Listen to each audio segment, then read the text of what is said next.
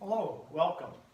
We have here Farmall F20, 1938. Was restored a while back, then put out in the rain. Ended up getting water in two of the cylinders. The engine is now stuck. So we pulled the spark plugs out. I have two spark plugs that have signs of rust on them. I don't know if you can see that can show your spark plugs, this one here and this one here. So my plan is to drain the coolant, pull the head, drain the oil, pull the pan, see about pushing those pistons out and cleaning it up.